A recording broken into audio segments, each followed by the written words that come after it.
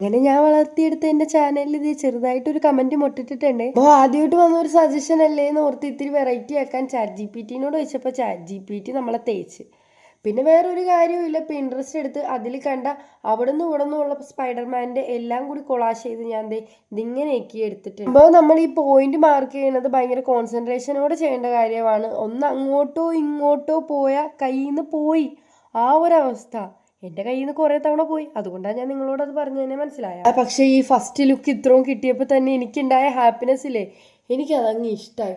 പിന്നെ ഞാൻ എന്ത് ചെയ്തു, കുത്തിയിരുന്ന് അങ്ങ് വരച്ച്. ആ വരക്കണതിൻ്റെ ഇടയിൽ വീഡിയോ എടുക്കാൻ വരെ ഞാൻ മറന്നുപോയി. ഏകദേശം ഇത്രയും ചെയ്തപ്പോൾ 1.5 മണിക്കൂർ പ്ലസ്സായി. നാളെ ക്ലാസ് ഉള്ളത് കൊണ്ടും പരീക്ഷ ഉള്ളതും കൊണ്ടും ഞാൻ എന്ത് ചെയ്ത് പിന്നെ പെയിൻ എടുക്കാൻ നിന്നില്ല. നേരെ ഞാൻ പെയിൻ്റ് എടുത്താണ് ചെയ്തത്.